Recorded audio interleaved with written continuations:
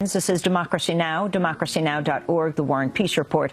I'm Amy Goodman. With less than 5 weeks before the general election, President Obama and Republican presidential nominee Mitt Romney squared off in their first presidential debate Wednesday in Denver, Colorado. For 90 minutes, the candidates faced off over taxes, unemployment, economic regulation, Social Security, health care, education, partisan gridlock, and other domestic issues.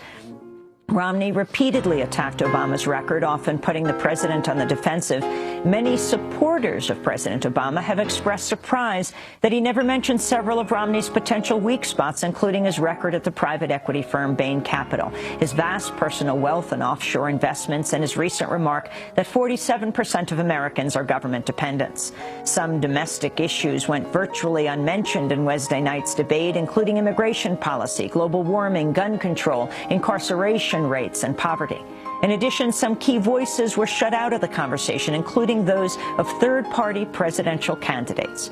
Well, as Obama and Romney were facing off at the University of Denver Wednesday night, Democracy Now! Was just miles away, airing a special 3-hour broadcast expanding the debate. We broke the sound barrier by pausing after President Obama's and Romney's answers to get real-time responses from Jill Stein of the Green Party and Rocky Anderson of the Justice Party. Dr. Stein is a physician from Massachusetts. Rocky Anderson is former mayor of Salt Lake City. We also invited Libertarian candidate Gary Johnson, but he declined to join us. Today, we bring you highlights from our Expanding the Debate special. We begin with debate moderator Jim Lehrer. Let's start the economy, segment 1, and let's begin with jobs. What are the major differences between the two of you about how you would go about creating new jobs? You have 2 minutes. Each of you have 2 minutes to start. A coin toss is determined. Mr. President, you go first. 4 years ago, we went through the worst financial crisis since the Great Depression. Millions of jobs were lost. The auto industry was on the brink of collapse. The financial system had frozen up. And because of the resilience and the determination of the American people, we've begun to fight our way back. Over the last 30 months, we've seen 5 million jobs in the private sector created.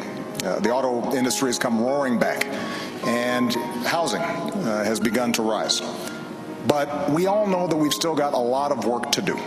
And so the question here tonight is not where we've been, but where we're going.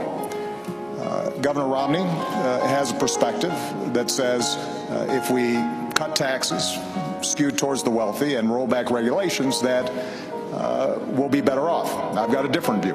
I think we've got to invest in education and training. I think it's important for us to develop new sources of energy here in America, that we change our tax code to make sure that we're helping small businesses and companies that are investing here in the United States, that we take some of the money that we're saving as we wind down 2 wars to rebuild America, and that we reduce our deficit in a balanced way that allows us to make these critical investments. Now, it ultimately is going to be up to the voters, to you, which path we should take.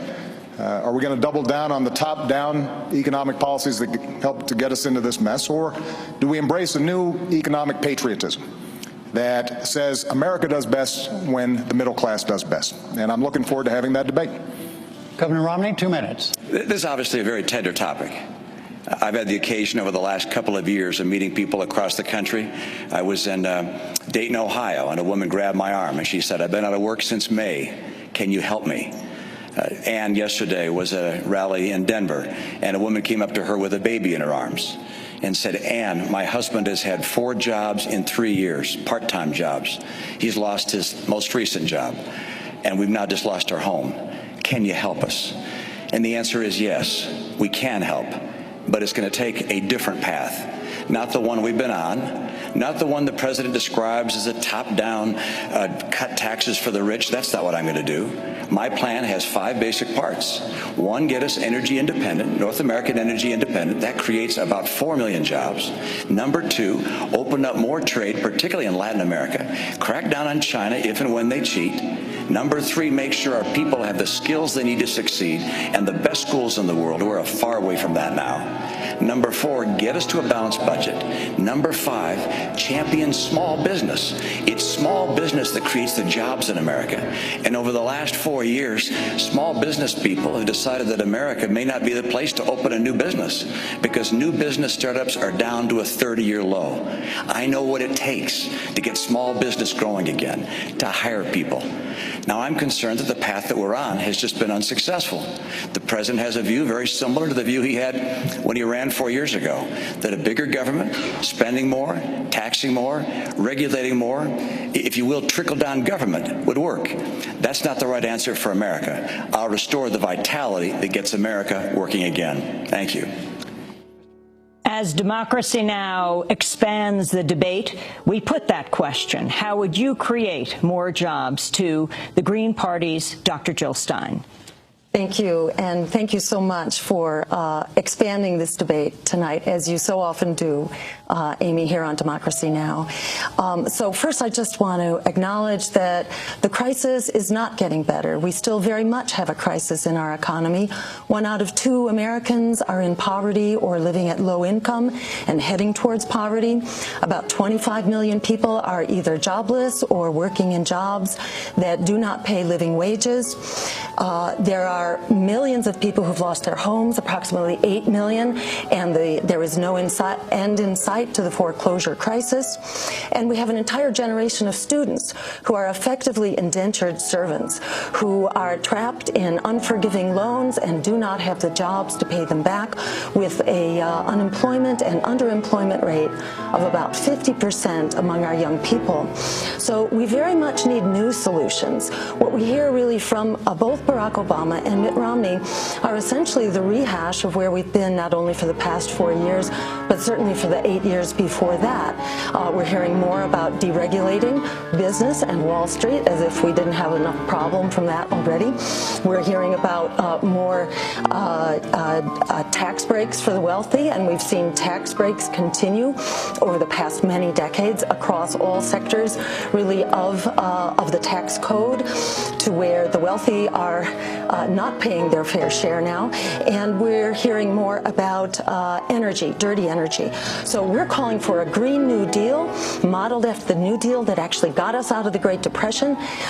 They created approximately 4 million jobs in as little as 2 months. So there's a lot that we can do if we put our mind to it. We're calling for jobs created at the level of our communities, which are nationally funded and which put decisions in the hands of the communities about which kind of jobs they need, both in the green economy and meeting their social needs, that would be focused and controlled locally, but funded at the national level. Justice Party presidential candidate Rocky Anderson, how would you create jobs? Well, President Obama would like us to ignore what's happened these past 4 years, and granted, he came into a tough situation. But we have to consider that during the last 43 months, we've had more than 8% unemployment. It is the only time in this nation's history that we've had a president that has presided even over 3 years of over 8% unemployment. And the fact is that those 43 months of over 8% unemployment during President Obama's term is 4 months more than all of the months of over 8% unemployment from 1948 until President Obama's inauguration. He talks about recovery, all the new jobs. The fact is that in the downturn, 60% of the jobs lost were mid-skill and mid-paying jobs, and only 20% of the new jobs during the so-called recovery are of that category, the mid-skill and mid-paying jobs. Most of the jobs are low-paying jobs. These new jobs that he brags about, they're in retail sales and in food preparation. So there are things that have been proven in our history to work.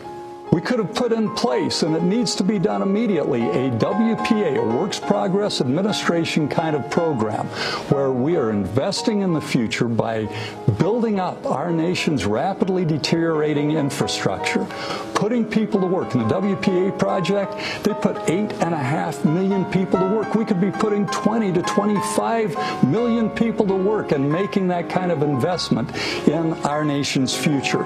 We need to renegotiate the outrageous free trade agreements and make sure they are fair trade so that we're not discriminating against those employers who want to hire United States workers. And also, we need to get a handle on health care costs, because there are tremendous competitive disadvantages because of the cost of health care in this country. Let's go back to third-party presidential candidates Rocky Anderson and Dr. Jill Stein joining in real time through Democracy Now!'s special Expanding the Debate broadcast with Mitt Romney and President Obama as they debated at the University of Denver here in Colorado. Back with the debate in a minute.